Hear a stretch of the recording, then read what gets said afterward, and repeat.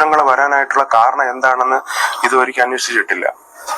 ഒരു കാരണമേ ഉള്ളൂ, അച്ഛൻ മരിച്ചു, അത് നാട്ടുകാരെയും വീട്ടുകാരെയും കുടുംബക്കാരെയും ഇല്ല, അത് മാത്രമല്ല. ഇല്ല, അത് സുഹൃത്തുക്കളെ, ഞാനിപ്പോൾ പറയാൻ പോകുന്ന ഒരു വിഷയം, ഒരു പക്ഷേ ഈ വീഡിയോ കാണുന്ന എല്ലാവരും ദയവേത് ഈ ഒരു വീഡിയോ, ഞാൻ ആദ്യമായിട്ട് എൻ്റെ വീഡിയോ ഷെയർ ചെയ്യണം എന്നൊക്കെ പറയും. പക്ഷെ നിങ്ങൾ ഈ വീഡിയോ ഷെയർ ചെയ്യണം.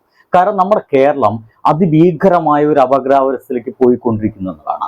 നമുക്ക് കഴിഞ്ഞ കുറച്ച് ദിവസം അറിയാം. നിങ്ങൾക്ക് ഈ വീഡിയോ കണ്ടപ്പോൾ തന്നെ മനസ്സിലായിട്ടുണ്ടായിരിക്കും ഇതെന്താ വിഷയം എന്നുള്ള. ഗോപൻ സ്വാമിയാണ് വിഷയം. പക്ഷേ ഞാനിവിടെ ഗോപൻ സ്വാമി എന്ന് പറയുന്ന വിഷയത്തെക്കുറിച്ചിട്ടോ മക്കൾ അദ്ദേഹത്തെ എന്ത് ചെയ്തെന്നോ ഈ കാര്യത്തെക്കുറിച്ചോ ഒന്നല്ല പറയാൻ പോകുന്നത്.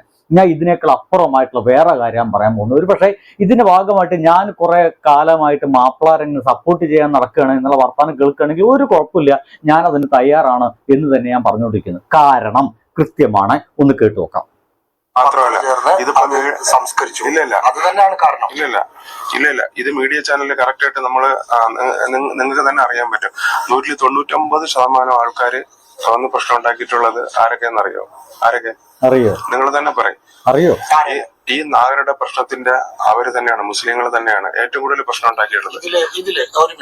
അപ്പൊ അതുകൊണ്ട് എന്റെ സുഹൃത്തുക്കളെ നോക്ക്, ഞാൻ ഇപ്പൊ പറയാൻ വെച്ച കാര്യം എന്താ വെച്ച് കഴിഞ്ഞാല്, എന്തുകൊണ്ടാണ് ഇയാള് ഇത്ര പെട്ടെന്ന് ഈ സംഗതിയെ മുസ്ലിങ്ങളെ തലയ്ക്ക് ഇടുന്നതെന്നുള്ളതാണ്. ഇവിടെ എന്താ സംഭവിച്ചേ? ഒരു മകൻ അച്ഛന്റെ ആഗ്രഹപ്രകാരം അച്ഛൻ പറഞ്ഞു അത്ര, ഒരു ദിവസം 11 മണിക്ക് ഞാൻ സമാധിയാവും. 2 ദിവസമായിട്ട് ഈ മനുഷ്യൻ പറഞ്ഞുകൊണ്ടിരിക്കുന്നത്. ഇയാൾ ജനിച്ചന്ന് മുതലല്ല, ഇയാളതൊരു മുത്തശ്ശ മരിച്ച ആ സമയം മുതൽ തന്നെ ഇയാൾ ഇങ്ങനെ സമാധി ആവണമെന്നൊക്കെ വിചാരിച്ച് ആഗ്രഹിച്ചാണെന്ന് മനുഷ്യനായിരുന്നു. വിവാഹം കഴിക്കില്ല എന്ന് വിചാരിച്ച ഒരാളായിരുന്നു ഗോപൻ സ്വാമി. പിന്നീട് വെളുത്ത പെണ്ണിനെ മാത്രമേ വിവാഹം കഴിക്കുള്ളൂ എന്ന് പറഞ്ഞു. അങ്ങനെ ഏതൊരു അമ്പലത്തിൽ വെച്ചിട്ട് വെളുത്ത പെണ്ണിനെ കണ്ടു, അങ്ങനെ വിവാഹം കഴിച്ചു. ഇയാള് ജീവിച്ചു പോകുന്നു. അതിൻ്റെ ഇടയ്ക്ക് 3 മക്കളുണ്ടായി. ഒരാളെ ഏതൊരു വീട്ടിൽ വെച്ച് മരണമടഞ്ഞു. അയാൾ ആ വീട്ടിനുള്ളിൽ തന്നെയാണ് അടക്കം ചെയ്തതെന്നൊക്കെ പറയുന്നുണ്ട്. കാര്യങ്ങൾ കൃത്യമായിട്ട് നമുക്ക് അറിയില്ല. അതെന്തായാലും പോലീസിന്റെ അന്വേഷണത്തിൽ അതൊക്കെ മാന്തി എടുത്ത് അന്വേഷിക്കേണ്ടതാണ്. അത് ഇനി കൊലപാതകമാണോ ഇനി വേറെ വല്ല വിഷയങ്ങളാണെന്നൊക്കെ നമ്മൾ അറിയേണ്ടതാണ്. എന്തായാലും അതൊക്കെ കഴിഞ്ഞിട്ട് നമ്മൾ ഇപ്പോൾ മനസ്സിലാവുന്ന കാര്യം എന്താ വെച്ച് കഴിഞ്ഞാൽ, ഈ അച്ഛന്റെ ആഗ്രഹപ്രകാരം ഈ വീട്ടിൽ തന്നെയുള്ള ഒരു മകൻ ഈ ചെങ്ങാതിയെ സമാധി അടക്കി എന്ന് വെച്ച് കഴിഞ്ഞാൽ കുഴിച്ചിട്ടു. ഇയാളെ മരിച്ചിട്ടാണ് കുഴിച്ചിട്ടത്, ഇനി മരിക്കാതെ തന്നെയാണ് കുഴിച്ചിട്ടത് എന്ന കാര്യം മാത്രമാണ് ഇപ്പൊ നാട്ടുകാർക്ക് അറിയേണ്ടുള്ളൂ, പോലീസിന് അറിയേണ്ടുള്ളൂ, നമ്മുടെ നീതിന്യായ വ്യവസ്ഥയ്ക്ക് അറിയേണ്ടുള്ളൂ. വേറെ ഒന്നും നമ്മൾ അന്വേഷിക്കുന്നില്ല. അവരവരുടെ വിശ്വാസമായി പാടായി എന്ത് തേങ്ങയായി അവരങ്ങനെ മുന്നോട്ട് പോയിക്കോട്ടെ, ഇതൊന്നും നമ്മുടെ വിഷയമേ അല്ല. പക്ഷെ ഇവിടെ സംഭവിക്കുന്ന കാര്യം എന്ന് വെച്ച് കഴിഞ്ഞാൽ, ഒരു മകൻ അച്ഛന്റെ ആഗ്രഹപ്രകാരം അച്ഛനെ സമാധി ഇരുത്തുന്നു. ഇതിൽ മാപ്പിളാർക്ക് എന്താണ് പ്രശ്നം? ഇതിലെവിടെ മുസ്ലിം വരുന്നേ?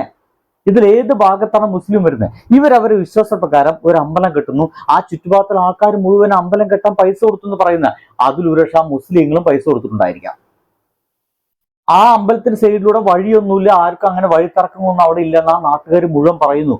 എന്നിട്ടും എന്തുകൊണ്ടാണ് ഈ ചെറുപ്പക്കാരൻ, ഈ ഒരു ചെങ്ങാതിയുടെ ഈ ഒരു മകൻ നിരന്തരം ഈ പ്രശ്നങ്ങളെല്ലാം വരാൻ കാരണം മുസ്ലിങ്ങളാണ് എന്ന് പറയാനുള്ള കാര്യം ആലോചിച്ച് നോക്ക്. എന്തെങ്കിലും എവിടെയെങ്കിലും സംഭവിച്ചു കഴിഞ്ഞാൽ അത് അപ്പ കൊണ്ടുപോയിട്ട് മാപ്പാറ നെഞ്ചത്തിരുന്ന് എന്തുകൊണ്ടാണെന്ന് എനിക്ക് മനസ്സിലാവാത്തെ. എവിടെയെങ്കിലും എന്തെങ്കിലും, ഈവൻ മലപ്പുറം ജില്ലയുടെ തൊട്ടപ്പുറത്തുള്ള അതിർത്തി പ്രദേശത്തിൽ പാലക്കാട് എന്തെങ്കിലും സംഭവിച്ചു കഴിഞ്ഞാൽ അത് മുഴുവൻ മാപ്പാറ നെഞ്ചത്ത് കൊണ്ടുപോയി ഇടുന്ന എന്തിനാണ്?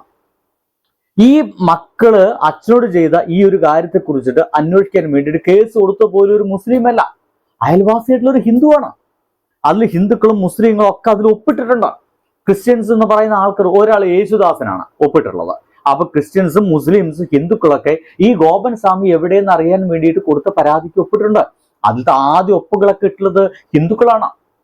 എന്നിട്ടും ഈ പ്രശ്നങ്ങളെല്ലാം വരാൻ കാരണം അത് മുസ്ലിങ്ങളാണ് പറയാനുള്ള ഒന്നാമത്തെ കാരണം, ഈ ഒരു പ്രശ്നം സംഭവിച്ചതിന്റെ പിറ്റേ ദിവസം മുതൽ എല്ലാ മീഡിയസും എല്ലാവരും ഈ ഒരു വീട്ടുകാർക്ക് എതിരായിരുന്നപ്പോൾ ഒരൊറ്റ ആളുകൾ മാത്രമാണ് അവരെ ചേർത്ത് പിടിച്ചത്. അത് VHP ആയിരുന്നു, വിശ്വ ഹിന്ദു പരിഷത്താന്ന് അവരെന്നെ പറയുന്നുണ്ട്. സ്വാഭാവികമായിട്ടും അവർ പറയുന്നതിന്റെ ഒരു ചട്ടുകമായിട്ട് ഇവർ പ്രവർത്തിക്കുന്നു. അവർ പറഞ്ഞു ഇതിനെല്ലാം പുറകിൽ കാരണം മാപ്പിളാരാണ്. ഞാൻ അങ്ങനെ പറഞ്ഞു. പിന്നെ ഒരു പ്രശ്നവുമില്ല, എല്ലാം കൂടി മാപ്പാറ നെഞ്ചത്ത് കിട്ടിക്കഴിഞ്ഞ കാര്യങ്ങളൊക്കെ വളരെ വ്യക്തമായിരിക്കും എന്നാണ് അവർ വിശ്വസിക്കുന്നത്. എന്തായാലും മകൻ പറയുന്നതിനെ കൃത്യമായിട്ട് ആദ്യമായിട്ടാണ് ആരെങ്കിലും ഒരു കാര്യം പറയുമ്പോൾ അതിനെതിർത്തിട്ട് അങ്ങനെയല്ല മോനെ ഇങ്ങനെയാണെന്ന് ഒരു മാധ്യമ പ്രവർത്തകര് അങ്ങോട്ട് ഉപദേശിച്ച് നേരാക്കുന്നത്. ഒന്ന് കേട്ടോക്കൂ.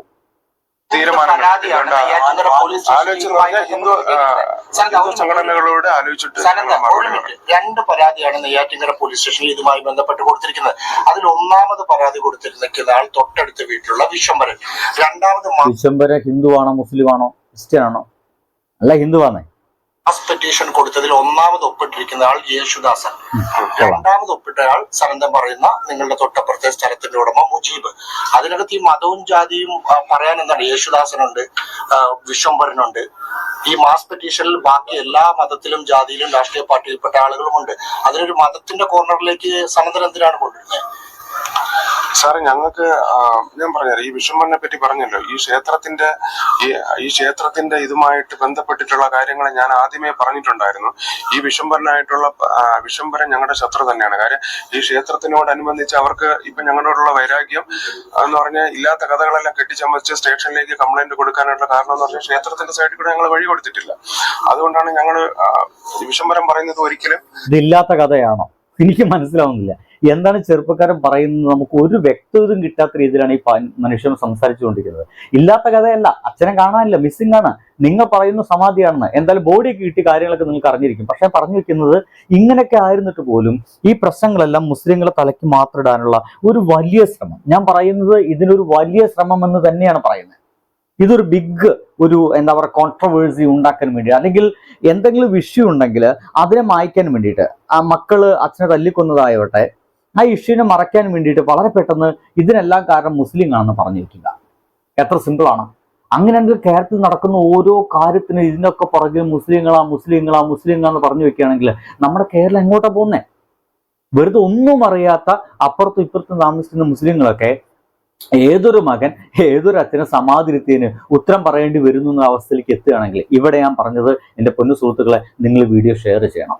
ഇങ്ങനെ അതിഭീകരമായിട്ട് എന്ത് വിഷയം മുസ്ലിങ്ങൾ തലക്കിടുന്ന ഒരു പ്രത്യേക മനോഭാവം നമ്മുടെ കേരളത്തിൽ വളർന്നു വന്നുകൊണ്ടിരിക്കുന്നുണ്ടാവും.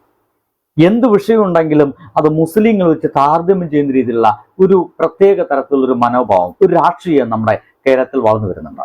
മുസ്ലിങ്ങൾ എന്ന് പറയുന്നത് നമുക്കൊരിക്കലും അടുപ്പിക്കാൻ പറ്റില്ലാത്ത ഒരു ജനവിഭാഗമാണെന്ന് എന്ന രീതിയിലുള്ള വർത്തമാനം നമ്മുടെ നാട്ടിൽ വളർന്നു വരുന്നുണ്ട്.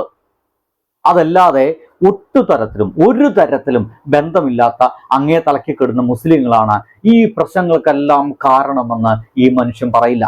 ഇദ്ദേഹത്തിന്റെ മനസ്സിലേക്ക് പോലും അത്തരത്തിലൊരു വിഷം എന്നോ കുത്തിവെക്കപ്പെട്ടിട്ടുണ്ട്, അല്ലെങ്കിൽ ഇത് ഈ അടുത്ത നിമിഷങ്ങൾ എപ്പോഴാണ് കുത്തിവെക്കപ്പെട്ടത്. ഇങ്ങനെ ഒരു പ്രശ്നം നമ്മുടെ നാട്ടിലില്ലെന്ന് ആ നാട്ടുകാർ തന്നെ പറയുന്നുണ്ട്. ഒന്ന് കേട്ടു. പുറത്തുനിന്ന് ഇവർ ഈ വിശ്വഹിന്ദു പരിഷത്തിന്റെയും ഹിന്ദു ഐക്യവേദിയുടെ ആൾക്കാർ വന്നതിന് ശേഷമാണ് വർഗീയപരമായിട്ടുള്ള ചേരിതിരും അവിടെ ഉണ്ടായത്.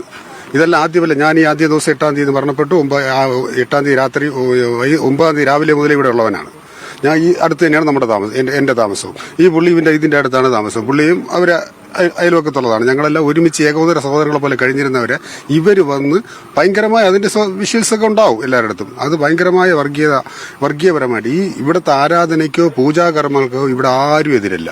മാൻ മിസ്സിംഗിൽ കേസെടുത്തു. ഈ സ്വാമിജി ഗോപൻ സ്വാമി മിസ്സിംഗ് ആണ്. പുള്ളിയെ കണ്ടെത്തുക, അത് ആ ജനങ്ങളുടെ ആശങ്ക പരിഹരിക്കുക, ദുരൂഹത പരിഹരിക്കുക, അതേ ഉള്ളൂ. നമുക്ക് നിയമത്തിൽ വിശ്വാസമുണ്ട്. ഇത് നല്ല രീതിയിലൊരു അന്വേഷണം നടന്ന് ഈ ബോഡി പുറത്തെടുത്ത് അതിന്റെ സത്യാവസ്ഥ ജനങ്ങളെ ബോധ്യപ്പെടുത്തുക.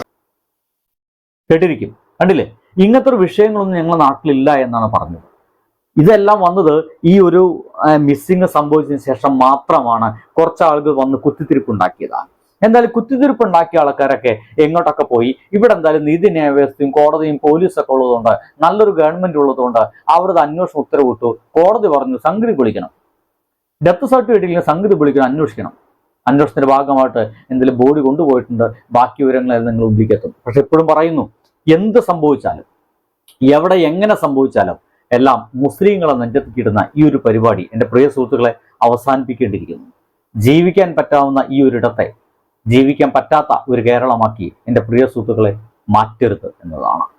ബൈ.